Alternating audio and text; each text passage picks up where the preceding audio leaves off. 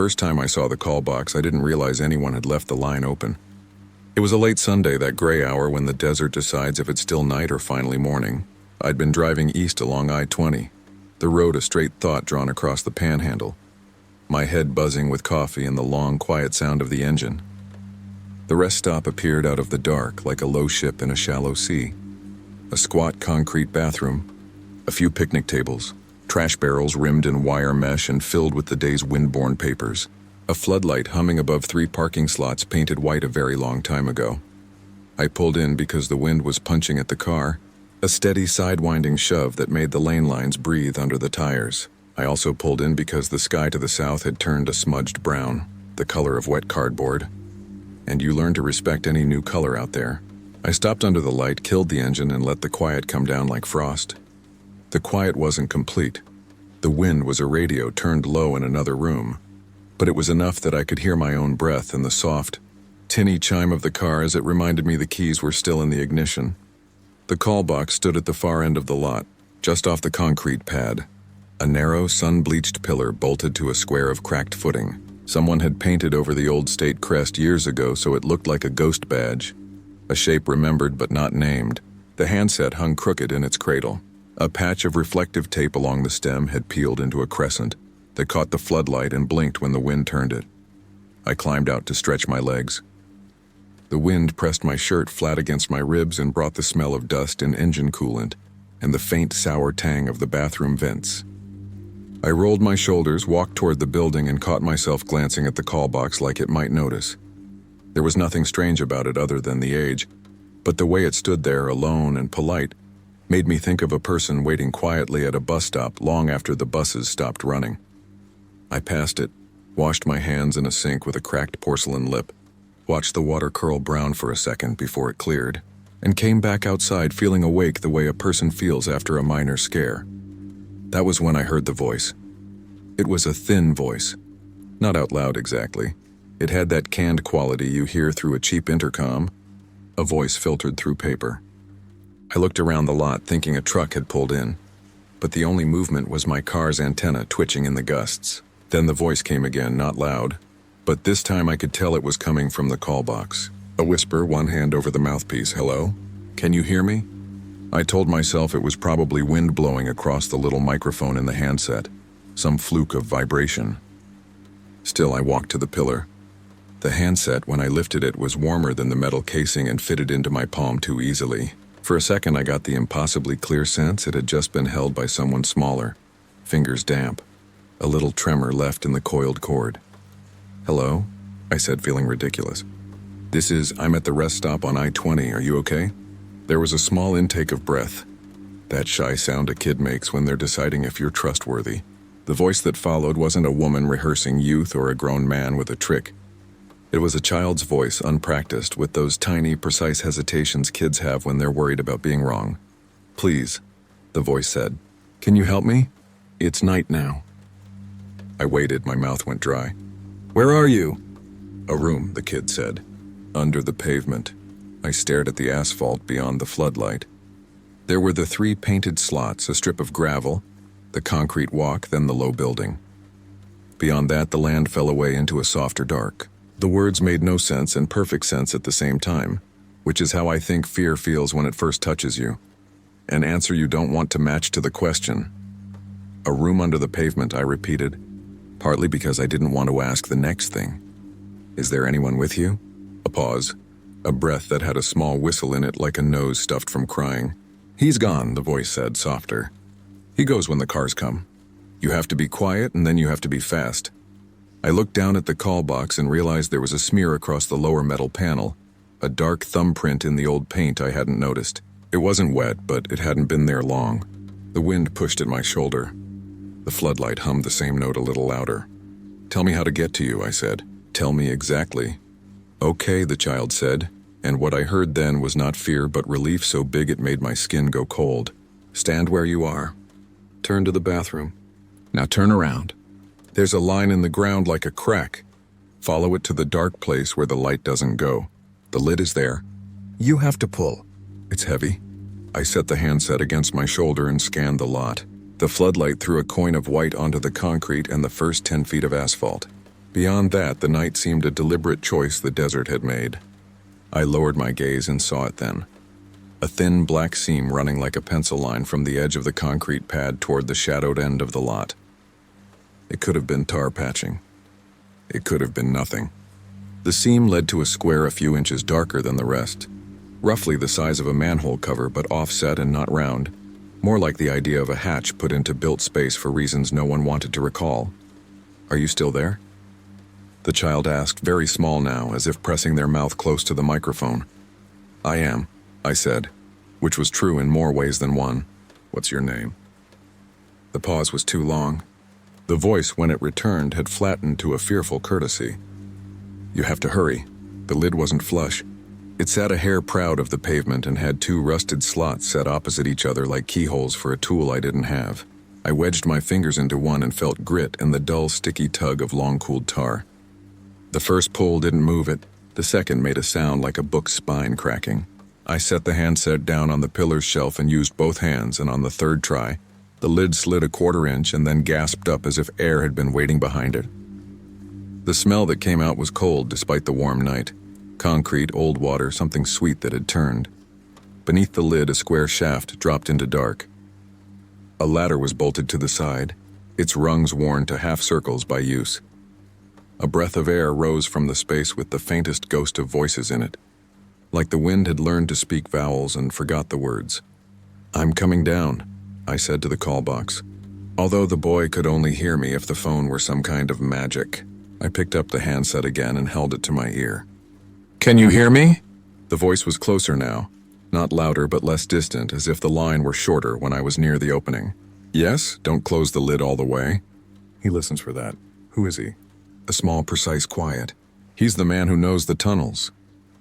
The wind chose that moment to spend itself in a long, steady sigh that made the floodlights housing buzz like a wasp nest. I put the handset back, took a breath like you do before you jump into cold water, and set my foot on the first rung. The concrete was cool enough to make my palms sting. I climbed down past the light, then past even the suggestion of light, and felt the old desert chill sink into my teeth. Halfway down, the shaft widened and my shoulder brushed a pipe. I found the floor with one foot, then the other. The air was close enough that my own breath made the walls sound closer, closer still. The beam from my phone's screen, my flashlight app dead from work emails and map checks, was a pale rectangle. I held my phone out, and the beam showed a low corridor running both ways. Not quite a tunnel, but a utility gallery, barely tall enough for me to walk with my head bowed, walls the color of a swallowed tombstone. There were chalk marks on the concrete near where the ladder ended.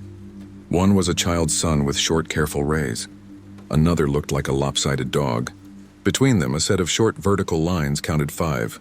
"Can you hear me?" I asked, feeling the salmon-pink rectangle of my phone light shake slightly on the walls. "Left," the child's voice said. Not through the air, but through the still line upstairs that somehow reached my ear like an echo beneath water. "Left and then the second right. The room smells like the gas station bathroom." "Don't cough." I went left. It is easy to tell yourself that a whole thing could be explained later when you are doing it. You are colder than you expected. You are under a parking lot in the dark. A child is telling you the turns as if the place had instructions, but you are not special. You are only the person there at that hour, and that is enough. The second right was a narrower corridor with a low pipe running along the left wall, warm to the touch. Somewhere water tapped, somewhere further along the hollow sucking sound of air moving. I came to a door made of old steel painted a color that might once have been blue. Where the paint had flaked, a hand had traced shapes into the rust, a square, a stickman, another sun. I tried the handle and felt a small electric fear when it turned easily. Inside, the room was the size of a shed with its roof cut off. A drain sat in the center like a black coin. Someone had laid a rubber mat near the wall, the kind of mat you see in restaurant kitchens with round holes punched through. Above the mat, a lightless fixture with a glass globe webbed in wire. Dust so thick on it looked clothed. The sweet turn smell was stronger here, and I kept my mouth closed until I had to breathe. It wasn't rot, nothing organic exactly. More like the smell of old soap and mopped concrete. 100 cleanings stacked until they had their own weight. There were other chalk marks, a hopscotch grid. On the wall by the door, a list of numbers where someone had started to count to 37 and lost interest. Near the drain, a circle inside another circle like a target hand drawn by a tired child. "Where are you?" I asked softly, though the room could hold very little else besides me and the air. A thin sound. Not a voice. I walked to the wall, then to the mat, then crouched to peer under the mat through one of the holes. Beneath, set into the concrete, was another lid. Not larger than a manhole cover, but round and fitted with 2 iron rings. The circles on the floor were drawn to match it. I slipped my fingers into one ring and pulled. The lid lifted with less effort than I expected, as if someone had already done most of the lifting that night. Air rose colder still, and with it a smell like somewhere strangers sleep. Toothpaste, the rubber of sneakers, a sweater that has held a body all day and now hangs on the back of a chair cooling. My phone light showed a space below so low I could only crawl, and in that space I saw the square of a mattress pad cut down to size, a small plastic cup half full of water, and a scattering of brightly dyed cereal across the concrete like confetti after a sad parade. "Hello?"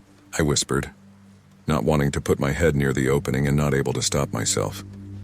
"Don't," said a new voice at the door, a man's voice, no accent I could place, just tired and exact.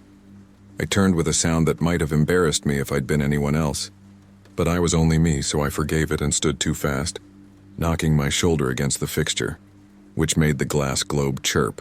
A man stood framed in the doorway, not blocking it exactly, but full in it like a tree fills a narrow path. He wore a maintenance jacket with a stitched name over the pocket that I couldn't read through the grime.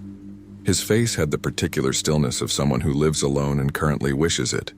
"What are you doing here?" he asked. I opened my mouth to say I heard a child on the call box, but the words felt lunatic arranged in that order. I said, "I heard," and then I didn't have to strain for the next words because from very near my feet, a small voice said, "Don't let him close it," and in the same breath, from somewhere beyond the man, furiously loud and unreal, came the sound of a car pulling in over gravel from the lot above, headlights slashing a brief gleam along a seam in the door, and the man's head turned to that noise the way a plant turns to a window. "What is this place?" I asked, the question so plain and so late it almost didn't matter. "Is there a kid down there?" "No," he said quickly. "No, that's a crawl space. That's not for, this is access, for utilities." He raised his hands, palms out, a school counselor blocking off a hallway fight. "You can't be here. It's not safe." The wind picked that moment to stop all at once as if someone had closed a great door above the desert. The silence that dropped felt like a mistake. In it, a drip somewhere counted 3 and then started over. My breath was too loud, and from the hole, softer even than before, a child's voice said, "Please, please." The word held no theater in it. It was as simple as thirst. Something in the man's face changed, not softened. He didn't offer a smile. But something that had been held tightly slid back a half-inch and showed itself. "How long?" I asked because I needed the horror out of the dark and into language where I could say it and, by saying it, make it holdable. "How long have you known?" He shook his head once. "You need to leave. Is there anyone else down here?" He swallowed. I watched his throat move. He was not young, but he wasn't old. He was the age of the building, and the sky and the road together. He looked at the hole as if it contained the past he'd meant to keep. "It's not," he began, and then he stopped. "Sometimes the old phone lines cross," he said instead, with the air of a man telling a story his uncle told him that is true enough if you don't stare at it. "You know how that happens? A bad ground, a loop. You hear what you think you hear." I asked one more question I didn't plan to ask. "Do you hear them too?" He didn't answer. He stepped to the side of the door, 1 foot back, so if I tried to pass him I'd have to brush his jacket. It wasn't a threat. It was a geometry problem with one solution. I understood then that the simple part was done. The complicated part would be deciding who I was.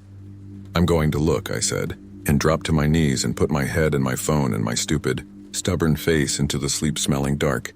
I have heard coyotes cry at 2 in the morning, and a man at a bar described the cancer that took his brother in the first breath of a newborn when the room finally relaxes by half, and none of it sounded like what I heard there. It wasn't a cry. It wasn't even words. It was the sound of a person reshaping their hope to fit a smaller container. When my light found the face, it was a child with hair hacked short, and an expression so careful it felt rude to witness, Like I was walking into the moment before a gift was opened and would never be opened right again. Their eyes were much older than their face, and then in a blink only as old as eyes are. "Hey," I said very quietly. "I'm getting you out." "No," said the man behind me. It was not angry. It was flat with a kind of tired dread. The sound of a coin coming to rest on a table tails up. "Don't do that.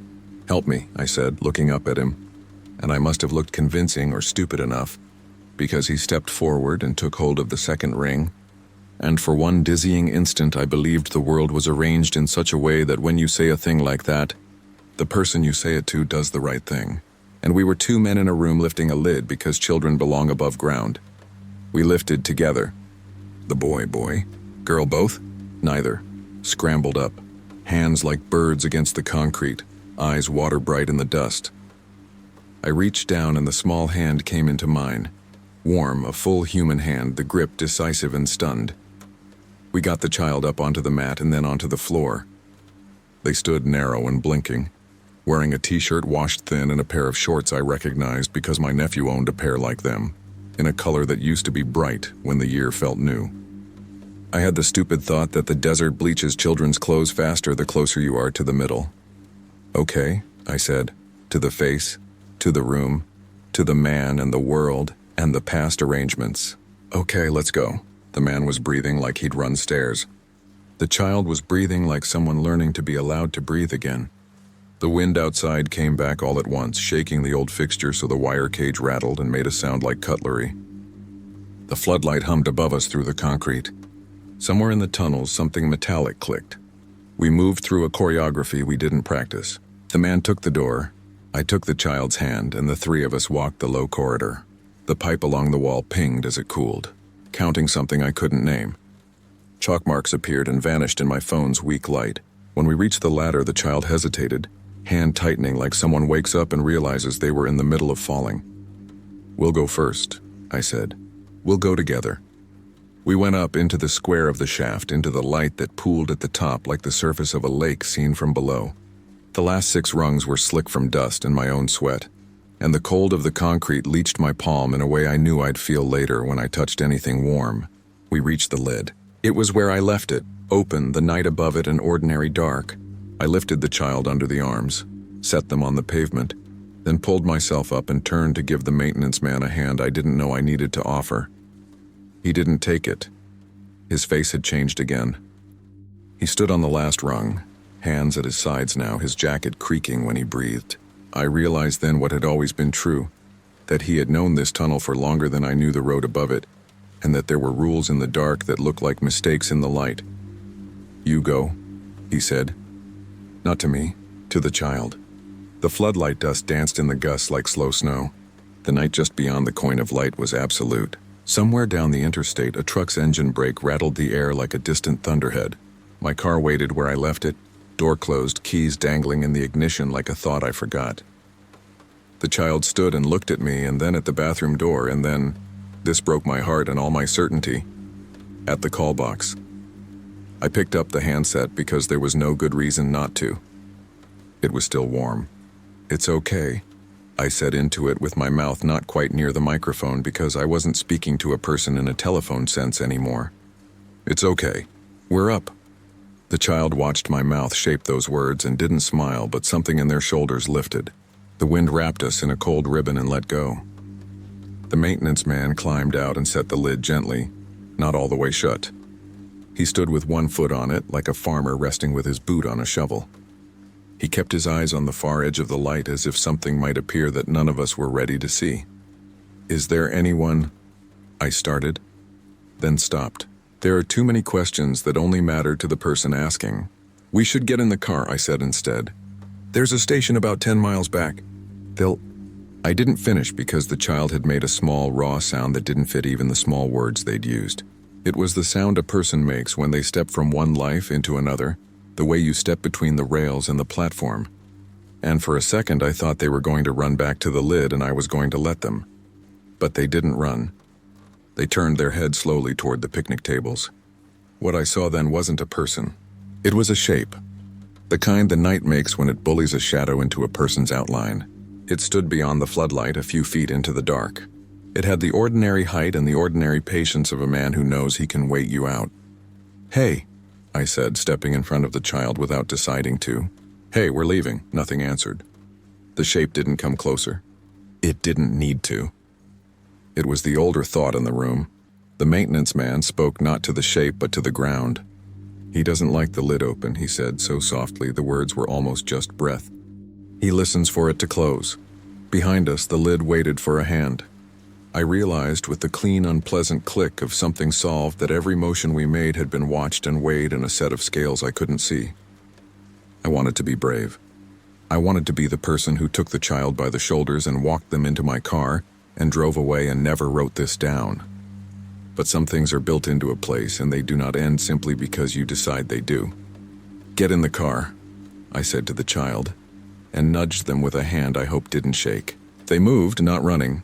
A careful, deliberate walk past the call box, past the bathroom, to the car door. I heard the latch click. I heard their breath in the space of the car like I had opened a harmless creature's small cage and shut it safely. I turned back toward the maintenance man. "Come with us," I said, and knew he wouldn't. He put his fingers under the ring and lifted the lid 1 inch and then let it go. So gently it made no sound as it settled into place. The shape by the picnic table shifted the way heat does over a road. The floodlight hummed in a register I could feel in my teeth. The maintenance man looked relieved, and I knew that was the saddest thing I would learn that night. We drove. The wind steadied against the side of the car and made a sound like a long, hard pencil line being drawn across paper. The child sat in the passenger seat, hands in their lap, eyes forward, silent in that way kids have when they've used up all the words they can be allowed for the day. I kept expecting them to speak. I kept expecting to. At the gas station 10 miles back, a square of fluorescent mercy in an ocean of black, the kid finally said, "Don't tell them the thing about the call box." "Why?" I asked, so tired the word felt made of felt. "They won't hear it," the child said. "They don't have the road. There is paperwork you do when you find a child alone. There are numbers people ask for that you cannot give. There is the exact look a clerk will wear when confronted with something too large for the shift. There is the way a state trooper will soften his voice when he thinks you're a decent man trying to help. There is the way that same voice hardens when the story doesn't gather itself into a familiar pattern, with familiar suspects and familiar endings. All of those things happened. They happened in the order they always do. I told them most of what I've told you. I left out the call box when the child looked at me with those old, brand new eyes. By dawn, a patrol car had taken the child to the nearest hospital. They told me I could follow if I wanted to file a fuller report. I said I would. Then I went outside into the early light and leaned against the car and closed my eyes and saw the lid in the concrete, and had to press the heel of my hand into the place where my ribs meet to make the sensation stop. I called my sister when the sun was fully up, because she is the person I call when the world changes shape. I told her it was a long drive, but I'd tell her later. She said she'd make a casserole and freeze it for me because we both come from people who think this solves most things. I said okay, and we hung up, and I turned my face to the east where the road was shining itself awake. I meant to drive away. That would have been the right story. But when I turned the key, the car made a sound like a coin trapping on metal, and then gave me the yellow battery light I had ignored for 3 days. I swore a loud and honest, ridiculous noise in the morning. I sat in the silence and listened for my own better angels. Then I called for a tow. It took an hour for the man to come with the flatbed. He was cheerful in the way of people who understand their jobs and had good breakfast. He strapped my car and said I could ride with him if I liked. We drove back west because that was where the nearest shop was, past the rest stop in full morning, which looked like an ordinary piece of state infrastructure designed by a very tired mind in a very long year. "Funny thing," he said as the call box slid by on the passenger side. "They finally gonna pull those old phones. Don't work half the time and scare people the other half." "Scare them how?" I asked, too fast, you know. "Ghost call nonsense." He grinned, but his eyes flicked to me, curious to see if I'd be the sort who'd tell him a story worth telling someone else. "They say kids used to mess with them, hide in the service tunnels and talk through the line." I told my boy about it. He's 15, and he said, "Dad, you just invented podcasting."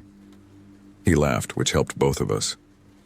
"Anyways," he added, steering with his palm, still looking west, "they're welded shut now." "The lid's safety thing." "Welded," I said, tasting the word like it might be bad milk. "When? Man, I don't know." "Long time. Before my time, since before they put those LED floodlights. He nodded toward the bright square we were passing. You'd be surprised how much is underneath. Lines for everything, like veins. We reached the shop. The day got complicated and small. I answered questions.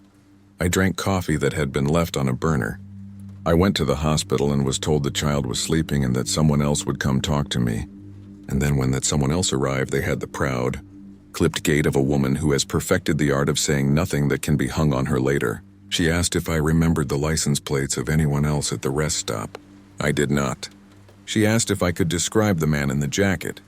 I did and felt the words get smaller in my mouth. She asked if the child had given a name. I said they had not.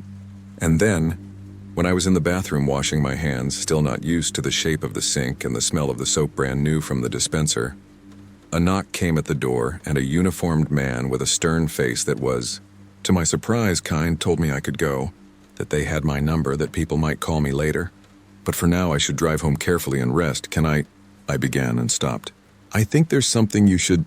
There's a lid in the floor and... Sir, he said, not unkindly. I don't know what you saw, but I've been at this for 14 years. We'll take a look.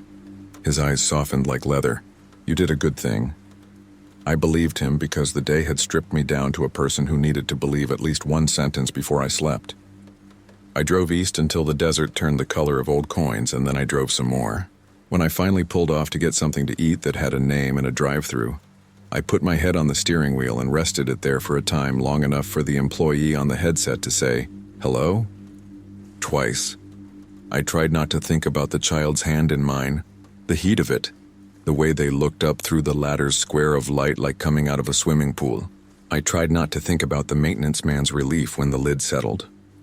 I tried not to think about the shape by the picnic tables, and whether it had moved or whether the wind had only carried our fear to it and back.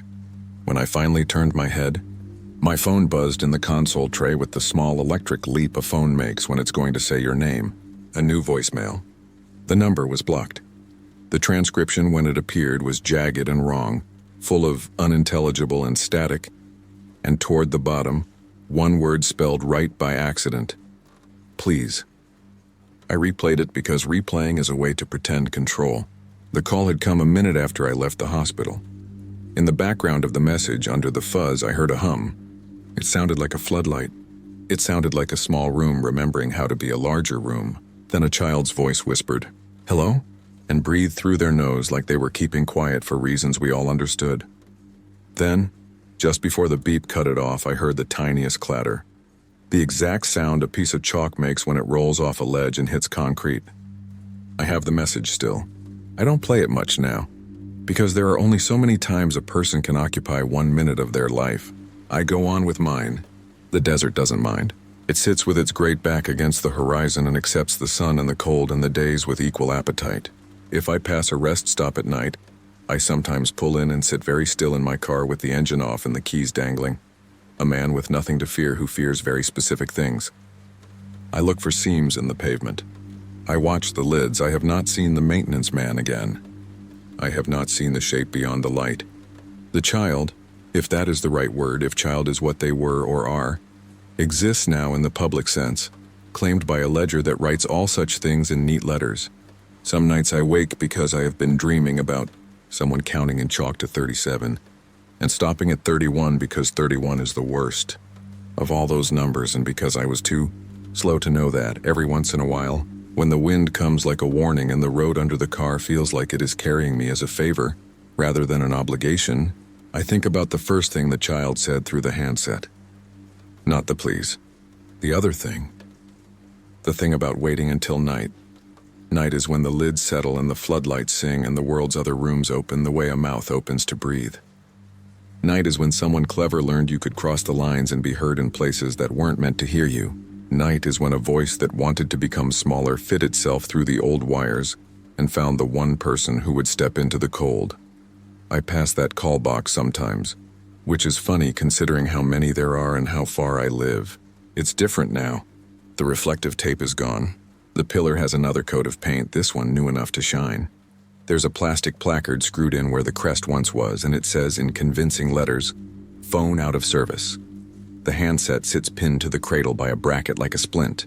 The panel below has no smears on it that you can see until the light hits the metal just so, and then maybe there's a shadow there that looks like anything you like. I haven't touched it since that night. I haven't needed to because sometimes, when the wind addresses the lot and the night picks up the sentence and you're the only car in the coin of light, the bracket will hum a little, and you will know, without lifting the phone, that somewhere surely there is a voice speaking softly into a nice, polite empty, telling you where to put your hands, telling you to be quiet, to be fast, to follow the line, that the room is under the pavement, that the lid is heavy if you've never opened it before but lighter once you begin. And you will stand there and understand that this is, in some long human sense, an invitation. And maybe, if you are the kind of person I have been, you will stand very still and wait until the wind spends itself and the floodlight shakes the last dust free. And the ordinary night pushes back into all the unlit corners, and you will say out loud, to nobody who owes you an answer, no. Or you will say, as I did once, okay, and the lid will remember your hands, and the road will remember you leaving it. And years later, in the quiet hour when even the trucks have made their peace, your phone will lift its small voice to your bedside table and you will hear, under the hum that is everywhere, the smallest, oldest word, the one that weighs the most. I used to think the road cured a person of ghosts. Mile after mile, engine hum like a lullaby. Asphalt unrolling in a thin, sure promise. You keep your hands at 10 and 2. You keep the coffee hot, you keep the radio talking so the world doesn't go quiet enough for the past to sit beside you. That was before I hit the little rest stop outside Waco. The one with the concrete picnic tables, the vending machine that always looked a second from dying, and the glass phone booth that shouldn't have been there in the year of our GPS. You know how an old payphone sounds, like the bell is too small for the task, a tin toy struggling to be urgent. It cut straight through the night. No one else was in the lot. A black sedan had been there when I pulled in, but by the time I killed the engine and stepped down, it was gone, as if I'd invented it to make the place feel less empty. The phone rang again. The glass of the booth trapped the light, turning the inside into a little theater. A girl stood in there, a young woman in a pale sundress dialing with calm, patient fingers. Humidity slicked the glass so she looked underwater. The sleeves of heat made everything buzz. The sodium lights, the vending machine's dim heart. My thoughts?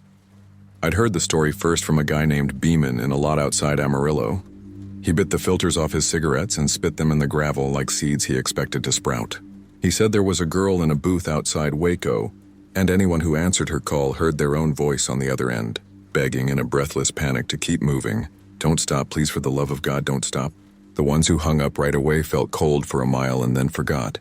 The ones who listened too long slept badly afterward and started to hear a kind of sweetness in the hum of fluorescent lights, the way you can hear a love song in a wasp if you're lonely enough. Beeman laughed when he said it, but it sounded like a laugh that had been stolen from another story. I don't think I believed it until the third ring. Then belief was a door I'd already walked through without knowing. There are certain rules for the road that have nothing to do with the DOT. If a stranded car's got its hood up and the driver won't make eye contact, you don't pull over. If a rest stop bathroom is too clean at 2 a.m., you pass it and piss in the brush. If a payphone rings in a booth with a roof of dead insects glued to it, and the air inside is a breath you don't want in your lungs, you stay away. I stepped toward it anyway. The heat makes the smart parts of you sweat out first. The booth door stuck a little. Heat warp or rust or the idea that old things don't move as easily as they did. The smell hit first, pennies and damp paper. The girl didn't look at me. Her face was turned toward the phone and she dialed the last number with shoulders set like a dancer, holding an uncomfortable pose. The receiver cord had looped around her wrist as if it had crept there. I said, "You okay?" She didn't flinch. The phone rang again, loud enough to feel in my teeth, and she handed me the receiver with a patience that made my scalp itch, the way a nurse might hand you a cup for a test you don't want to take. The line clicked. There was a scuttle of sound like a mouse inside the wall. Then a hiss that had shape to it, almost static, almost breathing. "Don't stop," my voice said. It sounded winded, as if running beside my truck, low and desperate. "Don't stop. Don't come inside. Keep driving, keep moving, please. She's in the booths and in the bulbs. She rides in the hum. I hung up so fast the receiver swung and smacked the glass. For a second, it looked like the girl was breathing in the echo, like the sound was smoke she had learned to live on. I pushed the door open hard. Night engine washed over me, the honest smell of diesel and hot rubber. Behind me, the phone began to ring again. I wish I could say I got in the cab and left. That's the smart road in the telling. The line every survivor claims they took. But I had been on the road long enough to know the cruelty of the clock. I was restless, sticky with fatigue, my skin crawling with the caffeine that had stopped working. That phone call had put a tremor down the back of my neck like a cold finger. If I drove like that, I'd be correcting the wheel every quarter mile and convincing myself the reflectors were eyes. Also, there was the girl. Not pleading, not threatening, just working through her numbers with the calm of a person who has already decided how the night will go. The third time, I didn't lift it. I stepped away, but my boot stuck. At first, I thought gum had got me stringing like spit, but when I looked down, the sole was clean. It was the sound. The buzz from the lights, the ring, the insect rattle in the vending machine. They were thick like cobwebs, and I had walked into them. The phone rang and the girl's fingers started moving again, dialing with the steady focus of a nurse charting a code. The numbers were not random. I could tell by how her hand returned to the same points, the way a musician finds notes in the dark. She didn't look at the keypad. She didn't need to. Her expression didn't change. It was curated like a docent in a museum no one visited anymore, politely pointing to a painting the room had absorbed. We get superstitions because they're cheaper than seatbelts for the soul. We get saints for our roadsides. We get a kind of scripture passed from driver to driver, mouth to ear, booth to booth. Beeman had given me the outline. Now the thing itself wanted a copy. I took a step back, then another, and the sound web stretched. I felt it against my face, a tautness, an invisible film you only know is there once you've pressed your nose to it. The phone rang a fourth time, and the girl watched it without surprise, like a teacher waiting for a bell to end a class she never dismisses. Headlights swept the lot. A rig eased in like a whale, grief gray wreathed in dust. A big man got out, belly like a third opinion, whistling under his breath. He saw me in the booth and the girl, and lifted two fingers as if the polite thing was to pretend he saw nothing. The phone rang again, late to its own appointment. The man hesitated. Politeness met rumor on his face.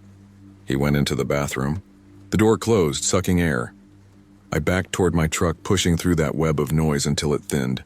Inside, the cab smelled like myself. Sweat, old fries, the ghosts of radios.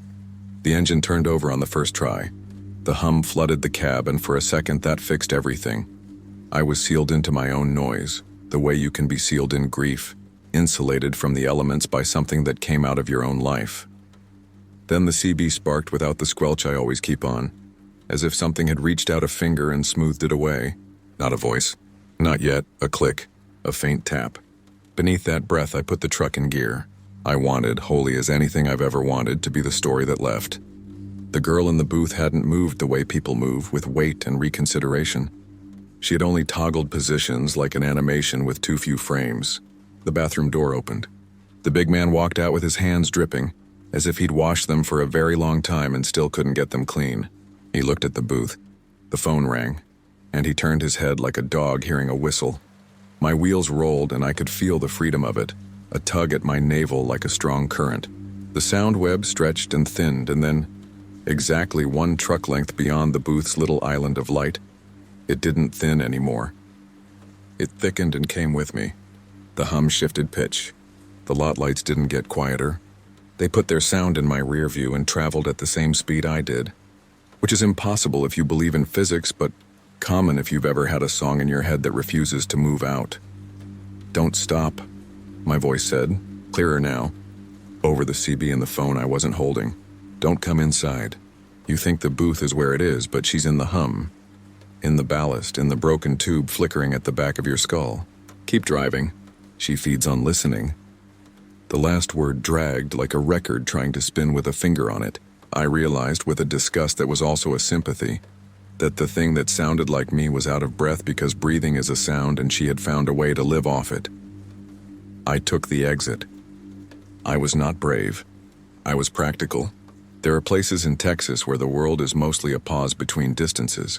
I pointed the truck south and ate blacktop until the idea of Waco softened like bread and milk. At a certain mile marker, the hum settled into being my hum again. The CB played Ordinary Lies. I kept moving until dawn scraped the sky, and the radio voice that always sounded like a kind uncle told me the temperature in Waco as if it were a blessing. I pulled into a bigger stop. diner.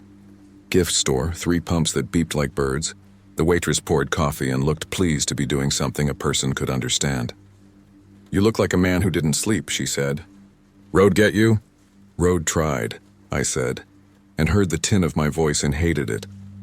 I wanted to ask her if the lights in the ceiling ever called her name. Instead, I asked if the payphone worked there. She laughed. "They cut the line years ago," she said. Then softer, almost kind.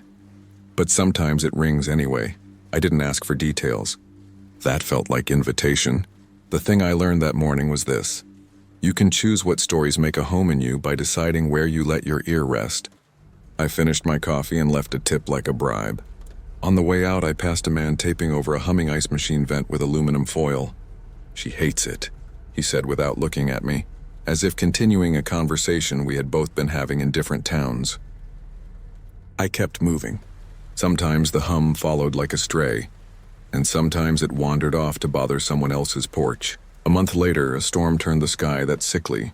Green and I pulled into a town so small the sign just said, the name and the claim friendly. The only light after midnight was a laundromat with a vending machine and a phone, mounted on the wall like a memorial. I watched it through the glass of my cab for 10 worried minutes. It never rang. My body began to forget the shape of fear and remember the shape of hunger. I slept with the radio low and woke to a floor of wet maple leaves stuck to my steps, as if the night had pressed a note against me. Time passed and the rules returned. Wash your thermos before it grows its own science. Keep your hands clean, your conscience cleaner if you can. But the booth girl had a way of hitchhiking on any silence that lasted longer than a held breath. South of Temple, I felt her climb again, a cat into the lap of my engine. Once, while fueling at dusk, the pump handle stuttered and the speaker in it clicked, and from the tiny grill came a whisper shaped exactly like my teenage self saying, "Please." I didn't answer. I learned the trick to dodging sleep is not to fight it, but to barter. I promised my body a nap at noon if it would carry me through the night. It worked as long as it worked. You wonder what she is? It depends on whether your people raised you to believe in the dead like neighbors or like metaphors. Some say she was a girl left in a car while someone went inside and didn't come back, who melted into the buzz overhead and learned it was better company than any boy's promise. Some say she is what happens to every voice left too long on hold. I don't tell those. I tell this. There is something inside the electrical hum of certain places, and it borrows faces the way it borrows heat. It lives on the edge of speech and is hungry for whatever words you leave unattended. If you give it your listening, it learns your shape and travels in the pocket of your noises like lint. I saw the big man again at a way station north of Austin. Men become their trucks. He looked like his had lost weight in the face. He had a new habit of clearing his throat before he spoke, as if making room for a co-signer. We didn't want to ask and didn't want to tell. We did anyway because the room was hard and the echo nagged. He'd answered her by accident, he said. He thought it was his wife, same ring, same hour, and he was tired of being good. Now the mirrors in his cab showed a second image, a half-beat behind the first. "She's in the shine," he muttered, like an apology to physics. Turn the light off and she moves to the hum. Turn the hum off and she waits in the quiet like a cat behind a door. "Do you cover the mirrors?" I asked. He stared, offended I had to ask, then ashamed to be offended. "Aluminum foil," he said. "Cheap's fine. She hates it." He rubbed his throat. "She likes the sound in a man better than the sense." I bought a roll at the next stop. I don't know whether it worked. I slept easier, and that was worth the $1. For a while the hum was only weather. Present, descriptive, movable. Then July came on like a second skin. One dawn the CB warmed in a way my palms recognized as happiness. That shiver dogs get when you turn down their street. I turned the radio off. I turned the engine off. The world went quiet, the kind that makes you aware of your organs. The silence was not empty. It was loaded, like a gun you don't touch because you know precisely how it works.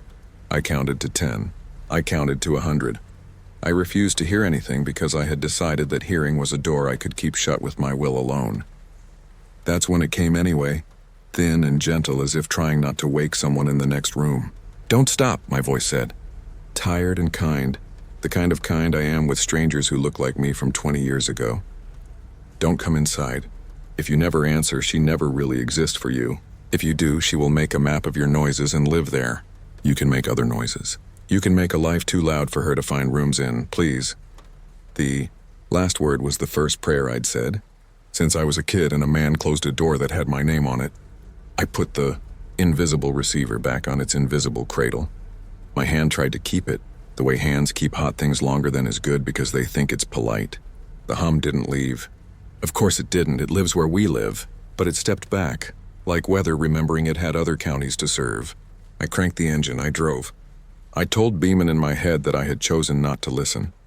I told the big man too, the way you tell the dead news when you pass their houses, because part of me already counted him. If you find yourself there, Waco or not, Booth or not, be careful how you hear. The hum wants company.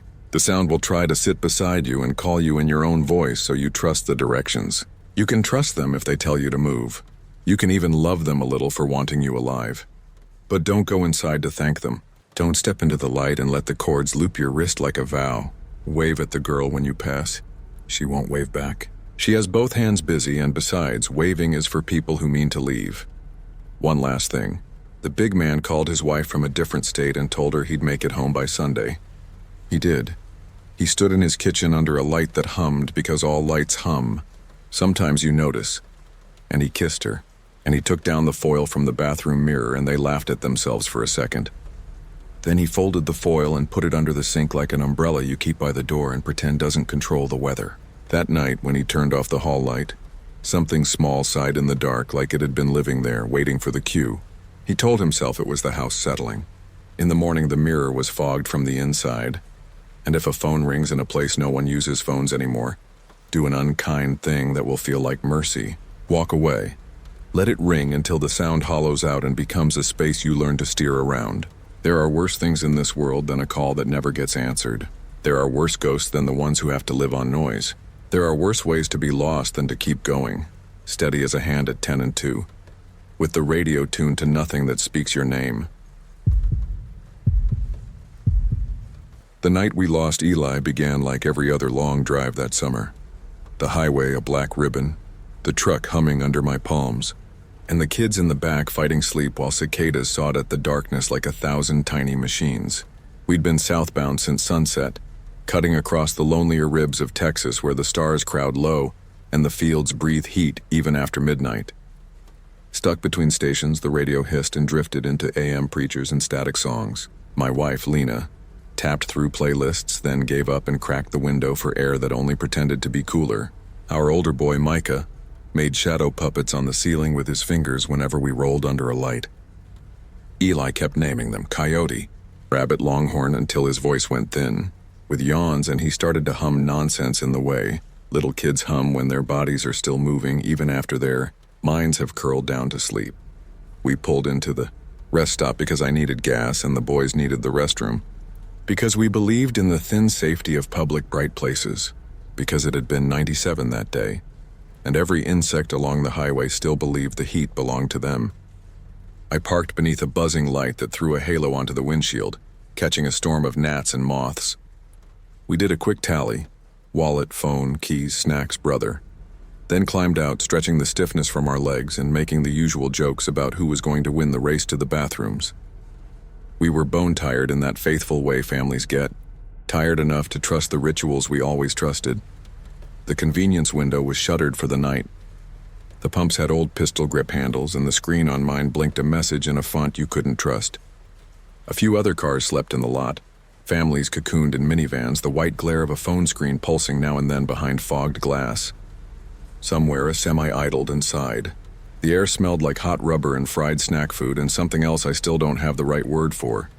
Sweet and mineral, like dust that had learned to sweat. Lena took Micah toward the restrooms. "We'll be quick," she said, tossing me the look that meant don't get lost in your thoughts. Eli wanted to study the state map posted by the vending machines, so I knelt with him, tracing counties with my finger as if the outline of the land could keep us inside it. His breath warmed my knuckles. He asked where the prairie ended. I said nowhere, not really. The prairie just becomes other things when you're not looking. He laughed and pressed his palm to the glass. For a print of a second, the insects stilled, as if something in his small warmth made them remember a different life. I watched them enter the building, 3 rectangles of light painting the door, the hall, the tiled floor beyond like frames in a film. The door hissed shut. The bugs kept orbiting. The pump thunked and the numbers strobed onward. I remember scratching a dry line on my forearm where a mosquito had raised it, thinking how a highway is like a river, and rest stops are the eddies where things drift and gather out of the current. It wasn't a bad thought. I didn't have a premonition. I'm grateful for that. If I'd felt fate tug, I would have made an altar out of my fear and worshipped it. And nothing ruins you faster. Lena says Micah came out first, stomping the drops off his hands, complaining that the soap smelled like rotten oranges. She says she sent him to the car while she checked the stall where Eli had been, because he'd gone quiet. Because mothers go quiet when their children do. She says the stall was empty and the lock wasn't broken and there were no wet footprints to follow. The mirror was cracked down one corner like a spiderweb of frost. She says she called his name once, twice, and then the sound in the room wasn't her voice anymore, but a shape of it rubbed thin, like something had sanded it for use somewhere else. I have my own version. I remember twisting the cap back on the tank and hearing a thin cry from the prairie, a sound like a whistle with a human apology in it. The bugs paused as if they'd been listening all along. The light over our truck flickered and held. Micah walked toward me with his shoulders hunched, like a bird trying to be smaller than its fear. "Mom's looking for Eli," he said in a voice that forgot it belonged to a boy who sometimes wrestled his brother too hard, and then swore he didn't mean it. I dropped the nozzle. It slammed against the pump with a metallic shout. I ran without meaning to, the concrete pitching under my feet, my breath already doubling like I'd sprinted a hill.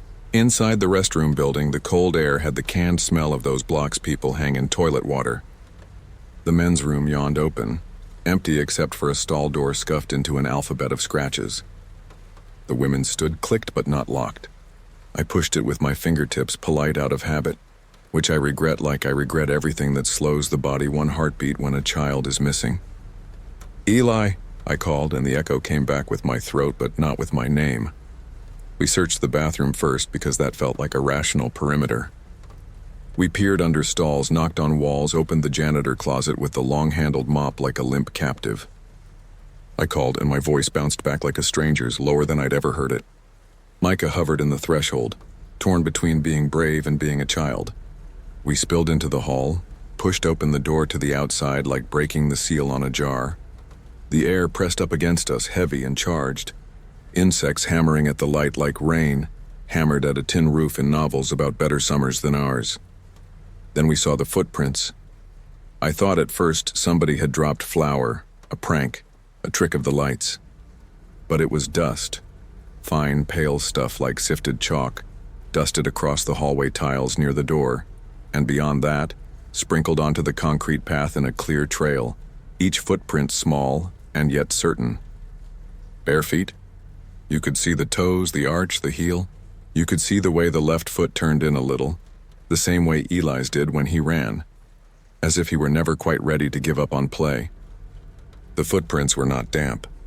They were clean, too clean, as if the dust had chosen the shape on purpose. I knelt, put my hand alongside one print. My fingers overlapped the toes. "He took off his shoes," I said, because the obvious thing kept me from thinking the unbearable thing.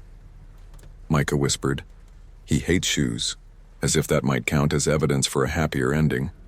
Lena crouched too, and in the dirt of the print she found a little crescent like a scar in the big toe. Eli had one of those from stepping on a Lego, bled like a tiny martyr, and wore the bandage like a badge. She touched the crescent with the pad of her finger, a gesture so tender it could have stopped time if time cared. The prints led out. They crossed the concrete in calm, even steps. Not the jittery skip of a child sneaking or being chased. They led to the edge of the prairie where the highway's cool breath ended and the land's own exhale began. There at the border, the dust thickened as if it had fallen harder to mark the place. Past that, over the low lip of the mown edge, the prints continued. Not prints now, but parted grass, dark shapes in the moonlight where the blades bowed and held the memory of a passing body. We called. We shouted, we begged. My voice frayed itself on his name. Sleeping families stirred. Doors cracked. Strangers asked if we were okay with the faces of people bracing for it to be not okay. A woman in a trucker cap offered a flashlight and said in a voice that had no edges, "Give me the boy's name." When I told her, she said it back like a prayer, like she was placing it somewhere safer than our mouths. Lena told me to call 911. I did, and the dispatcher asked questions designed for ordinary disasters. I answered them like a man trying to hold water in his hands. We went into the prairie because not going would have been a betrayal worse than any risk waiting there. The grass swallowed us chest high in places. My arms stung where the blades licked them. The flashlight beam made insects rear and darken. They crackled against the glass like small grease fires. The path where the grass parted had a logic you could feel if you let your feet match it. A child's steps, steady, unafraid, widening sometimes as if to step over a rut. I followed, and for a few yards I could almost believe Eli was just ahead, humming to himself, the way he did when he built roads out of blocks on the living room rug. We reached a low place where the land went soft, and the scent of mineral water rose like a secret relieved to be told. There were no footprints in the mud.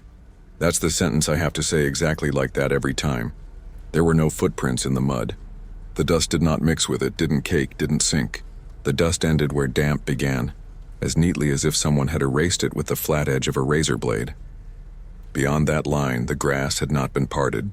Our light skimmed over an unbothered meadow that answered no questions. I'm not proud of how loud I yelled then. I scared birds out of the grass with the broken sound men make when they can't lift the world off their sons. Somewhere behind us, sirens wandered closer, turning lazily through the night like distant carnival rides. The woman in the trucker cap stood at the edge of the grass holding a second flashlight up like a tiny lighthouse, pointing us back not because she wanted us to stop, but because she meant for us to find our way without the prairie getting ideas about keeping us. When the sheriff arrived, he looked at the dust and rubbed 2 fingers together, then looked at the sky. No wind, he said, like the night had done us a favor. He talked into a radio. He had us sit on the curb while deputies and volunteers scrambled. Lena didn't sit.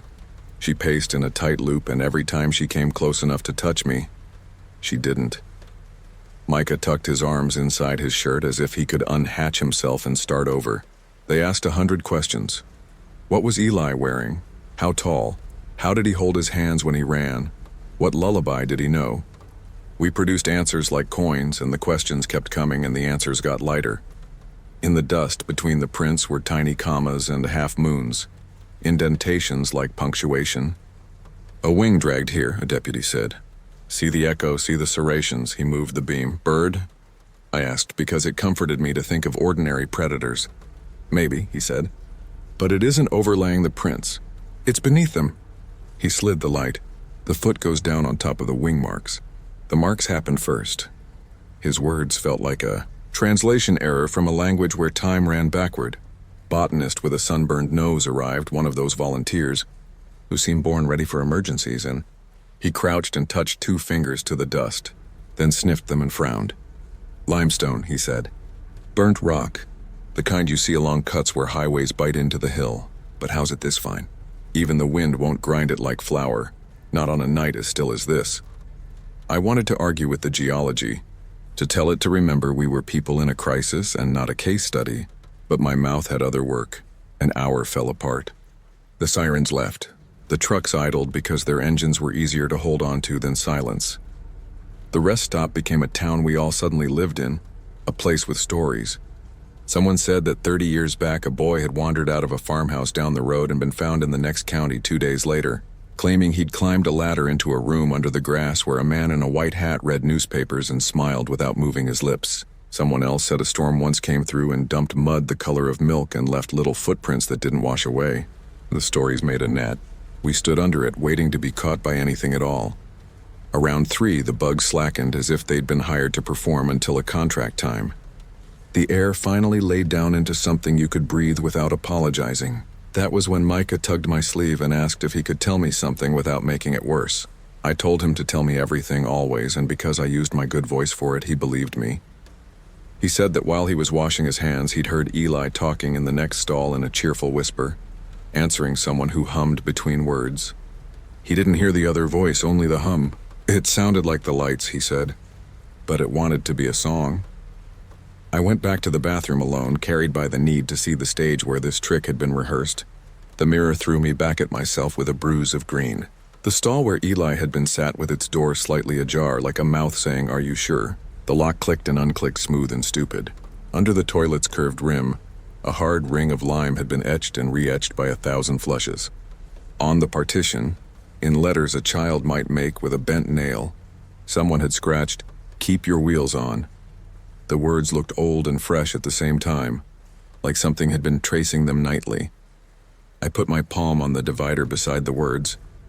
My skin prickled as if a current ran there, not strong enough to call electricity, but more than the garden variety of a man scaring himself. That was when I realized the humming had a pattern.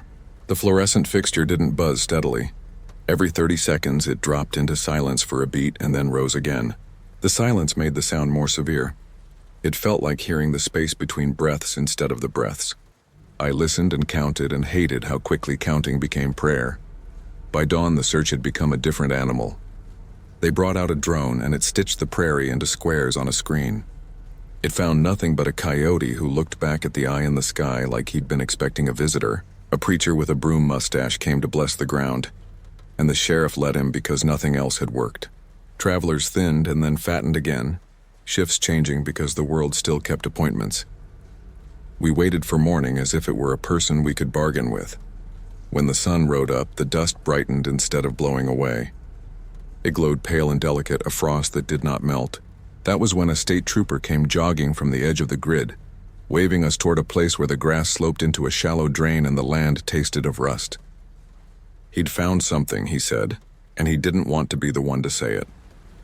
At the edge, where concrete met earth and a square of broken fence gaped like missing teeth, a ring of that same pale dust circled a white-painted hatch set flush with the ground, the size of a freezer lid, unmarked, patient. A quarter lay on the hatch. Not any quarter. Eli's lucky one. The one he used to weight maps when he drew imaginary roads. The coin was warm. Not sun-warm, not hand-warm. Something else. The botanist crouched and whispered, more to the ground than to us, that the dust ring was the kind of mark you see where hard water dries. Residue. Not the sign of a thing entering, but the sign of a thing withdrawing and leaving proof of contact. The sheriff frowned as if the idea had put him on a clock he hadn't agreed to. Withdrawing into what? He asked, and no one said the word door because we were all thinking it. Over the next 2 days, our lives rearranged into a long bench under the awning. We slept sitting up. We ate from coolers that weren't ours. Our names became the tails on questions. Did you hear anything, Mr. Norse? Is there anyone we should call Ms. Norse? The footprints were photographed, cast, measured, debated. Specialists looked and tried not to appear superstitious. Micah drew the prints in his notebook until he'd memorized each toe. When he looked up, his eyes had the out-of-focus shine of someone who has seen a shape he can't name and is trying to be polite about it. On the third night, after the official search was suspended and the rest stop began to return to its ordinary liturgy of bathroom breaks and cigarette breaks and babies mewling in their straps, Lena woke me by touching my shoulder once and not removing her hand. "Do you hear that?" she asked. A tiny tapping, like a fingernail on glass, came not from the fields but from the vending machine beside the map where Eli had pressed his palm. We went to it because the altar had chosen itself. The tapping stopped when we came close. Then from somewhere inside the machine's metal box, from behind the candy and the slots in the change drawer, a child's voice whispered, small and excited and close enough that my scalp tightened. It said, "I found a road that isn't on the map." Lena made a sound like saying his name, but only the first letter of it. The voice went on, "There's a trench under the grass. It hums. You can ride it like a slide if you keep your wheels on. Everyone hums." I pressed my forehead to the glass. It was cool. My breath clouded it into milky ovals. "Eli," I said, trying to make his name sound like a place and not a plea. "Buddy, can you see us?" He giggled. That hiccuping little kid giggle that didn't belong to terror. "You sound like the road when it talks," he said. "It says don't stop or it can't hold you. It says keep your wheels on or you'll get lost. That's what the humming is." It's the holding, behind his voice. Something else murmured, a tone more than a word, as if a long, thin room were singing to itself about how to stay long and thin. Lena crouched and put both hands flat on the glass, as if it were a window whose latch tenderness could find. "Your brother is here," she said. "He's scared. We're scared. Can you come back to where the candy is? Can you reach the quarters?" There was a pause, and in that pause the hum rose and fell in its measured way. Then Eli spoke so close to the coin slot that the metal sang. "I can't stop," he said, almost apologizing. "But I can leave a sign. Micah, who'd woken and crept down the hall to us without our knowing, scrambled up the machine's side like he meant to pry it open with his hands. "Eli," he said, urgent and furious with love, "I'll march. Mom and Dad will march. We'll all march. Come show us. We'll go together." Another pause. Finally, Eli said, "If you promise to keep your wheels on, you can hear the road the way I hear it. Then you'll always know where I am." The next morning, new dust returned to the hallway in fresh prints, looping and overlapping, a little dance like a child circling while he waits to be told to put on his shoes.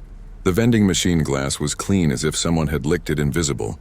On the ground outside, near where our truck had first parked, lay a line of quarters, 13 of them, arranged in the shape of the old U.S. highway shield, a little badge of road. When I lifted the first coin, the warmth touched me again. We aren't the kind of people who drive with talismans, but we became that kind. We taped the quarters along the dashboard like stars that would not fall. We ran a strip of duct tape from tailgate to hood, a child's road on a grown truck, because superstition is just engineering you do with the pieces you have. We thanked the people at the rest stop the way the newly converted thank priests, and then we drove, because he told us to keep our wheels on, and there was only one way to obey. The first sign came an hour down the 2-lane, past a tired town with one blinking red light and a shuttered diner called Mary's Morning that kept its open sign burning as if law required it. The road dipped and lifted. I fell into a groove where the hum through the truck matched the hum of the bathroom lights. Up ahead in the heat shimmer, something like dust rose in a column from the shoulder, and for a second I saw a boy running there, barefoot, knees flashing pale, head turned as if listening. He dissolved when we drew level, but the quarters on the dash rattled in approval, and from the speakers between stations, a little burst of static laughed. We learned rules as we went. If we slowed below 40, the humming thinned to a whine we couldn't stand. If we sped above 65, the hum broke and stuttered, and a shadow fell across the highway even on a clear day, as if we had driven under a giant hand. In that hand's shade, things flickered. A ditch full of white flowers where there should have been gravel. A man in a white hat reading a newspaper in the cutout of a billboard. A ladder leaned against nothing. We didn't stop to verify any of it. We were already learning the hard lesson. What you see while moving belongs to motion, and it will not consent to be held. On the second day, we pulled onto a farm road to trade drivers because my eyes had started to stitch double pictures out of fences and fence shadows. We didn't stop. We rolled slow the way you roll a heavy object across a floor without putting it down. In the field beside us, dust lifted in scrolls and unfurled into the suggestion of a child exactly the right height. It ran between the rows. It waved, but its arm did not make the arc you expect from a wave. It made a motion like marching in place. Lena choked on a laugh that was not a laugh at all and said, "He's teaching us." We drove through towns with names like Two Wells and Draw, grain silos standing like teeth. People stared from porches. A few lifted hands and then let them fall as if they'd forgotten the rest of the greeting. At dusk, clouds piled like slow animals on the horizon, and the wind played ribbon in the ditches. Micah, not usually a poet, said the sky looked like it was going to fold into a map and put itself away. On the third day, because even fate obeys the rule of threes, the road brought us back to the white painted hatch. Not the same one and not a different one either. A frontage road ran close and parallel to the highway like a sister. Between them stretched a strip of grass as carefully clipped as the hair on a soldier's jaw. In the middle of that strip, the little door sat flush with the ground, circled by pale dust. I slowed without stopping because stopping had become a sin whose shape we knew by heart. The humming rose until it was a net, and in that net a voice curled, a child's voice with the rasp of distance. "Here," Eli said. "This is where I march." We rolled past and looped around because we had to see it twice to believe our fear had finally given us coordinates. Minutes later, edging along the shoulder with our wheels creeping and our breath held like a shared cup, we coasted beside the hatch. The coin lay on its paint again. Another quarter, or the same one, returned. Micah pressed his forehead to the glass and whispered, "We're here, El." The humming didn't stop. The counted beat of silence still came, 30 seconds on, a breath on again, as if the road under the road had learned to be without us but would prefer we offered our noise. "Eli," I called quietly because quiet is a key. "We're here. If we open it, can you come out?" His voice came from the seam of the door the way water sometimes talks under ice. "I can come as far as the ring," he said. "If I cross the ring, I have to stop, and if I stop, I can't go back to marching, and if I can't march, I don't know how to be here." We didn't ask who he was. We were afraid to know. Micah said, "Can we march where you are?" And his voice broke into two voices, one old and one young because he'd been saving his tears. Lena pressed both palms to the dust ring, and the dust didn't cling, didn't gray her lines. It behaved like the idea of a substance. "Tell him we can keep our wheels on even if they're feet," she said. "Tell him we can hum." I slid my fingers under the handle and lifted. The hatch rose easily, almost eager, light as a promise. Cold air sighed out, mineral clean old. Steps led down into a cylinder not much wider than my shoulders. The sides were smooth and had the sheen of rock that water once loved without touching. The first 3 steps were marked with prints in the dust that was not dust. Barefoot, small, familiar. Something in me dropped a plumb line that found bedrock I hadn't known was there. We stood with our hands on the hatch and our eyes on the steps. "Buddy," I said, "count with me," and began, and he counted back in a breathy whisper. We reached 10 together, and then he stopped. "He says I can give you something else," Eli said. "If you promise to keep your wheels on, you can hear the road like I do. Then you'll always know where I am." He paused, and the pause made room for that other tone to run through us like a thin river, tasting our bones for hollows. "I have never been a man of vows. I have been a man of small, faithful habits. This wasn't a habit. This was a liturgy. 'I promise,' I said, and Lena said, 'I promise.' And Micah, only 9 and worthy of exemption from promises men break, said, 'I promise too.' The hum rose inside us. For a moment, the road under the road woke like a fish turning near the surface. Static trickled down my arms. A pressure touched the soft place behind my eyes and then was gone.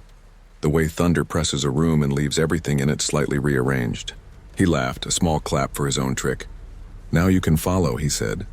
"But don't stop. If you stop, you'll get dusty and stay the shape of yourself forever. You won't be able to change your face when you think a new thought. You won't be able to fidget. You won't be able to forget a hurt. You'll be good at marching, though." We let the hatch down because we had to let the night close its mouth. We drove because that was the only verb that mattered. Since then, we've been driving, not always in the same direction, not always for the same reasons. We take turns, and when the driver sleeps, the other hums low and steady to keep the promise alive. We follow the harmony under the hum, and sometimes, when the shining breaks just right over the hood, we see him running on the shoulder in the corner of the eye, the glimpse you get of a loved one in a crowd before you remember where they actually are. He leaves us signs, quarters in the crease of the map, a perfect O in the dew on the windshield, wheat stalks laid into the old highway shield.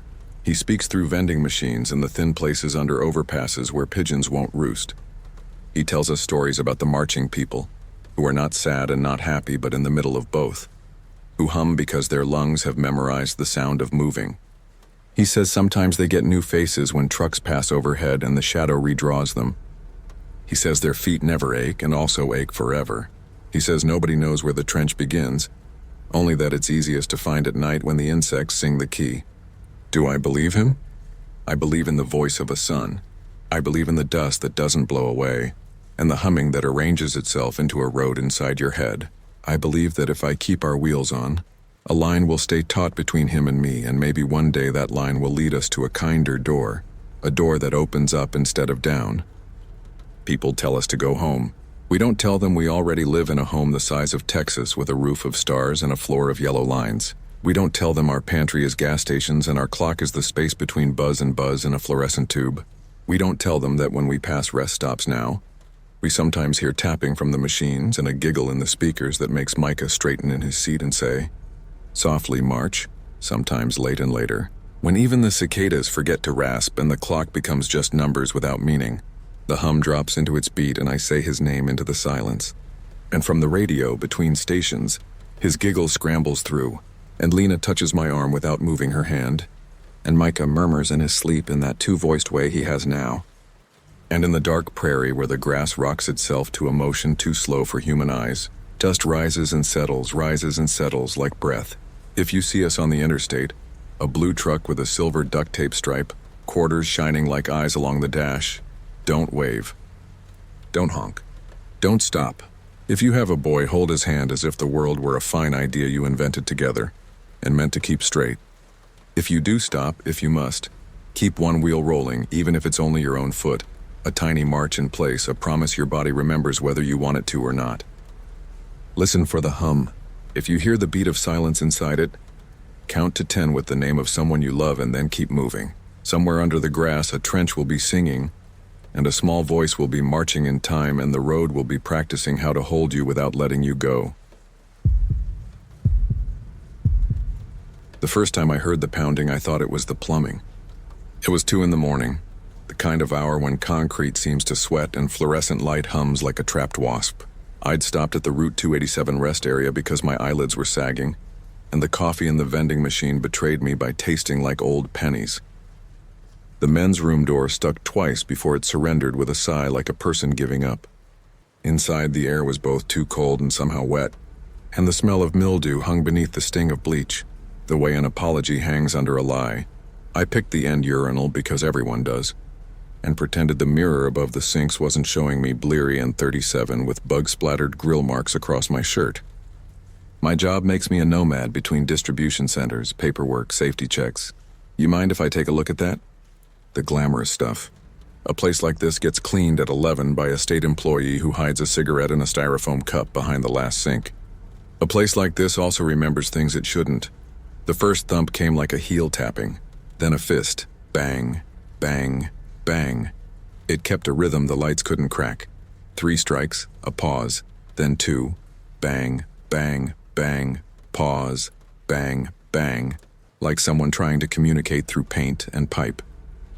The occupied sign on the last stall's latch showed red.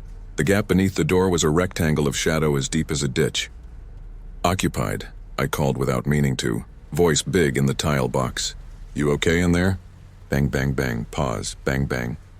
I moved closer, enough for the stale cold to seep into my jeans. Scratches raked the door face, chew marks of something desperate and small. Someone had dragged a coin or a key across the surface to write something, but mildew and reflection blurred the words like weather does to gravestones. Do you need help? I asked. You stuck? No answer. Just the drips, the hum, and the rhythm that asked a question I couldn't translate. A sense came over me, ridiculous but heavy, that I shouldn't crouch to see the shoes.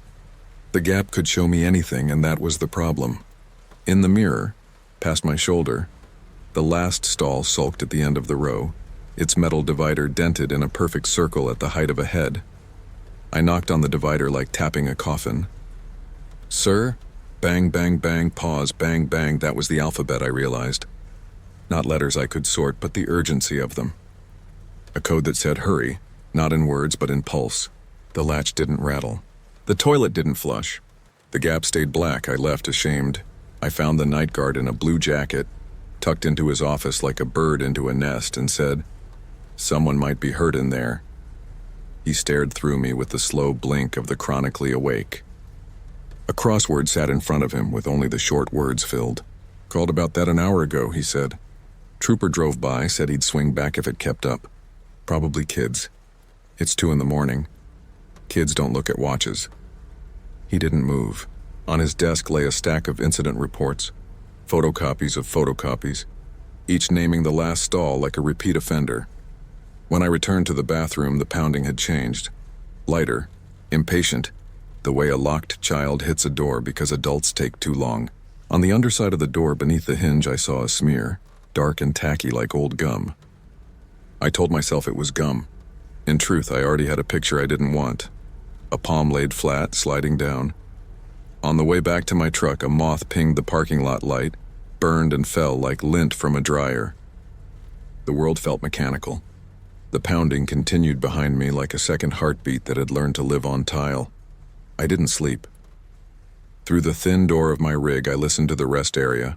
Lock beeps, a burst of energy drink laughter, the lonely scream of a semi's brakes like metal trying to remember how to sing. The bathroom door held still. The red occupied sign on the last stall stayed red.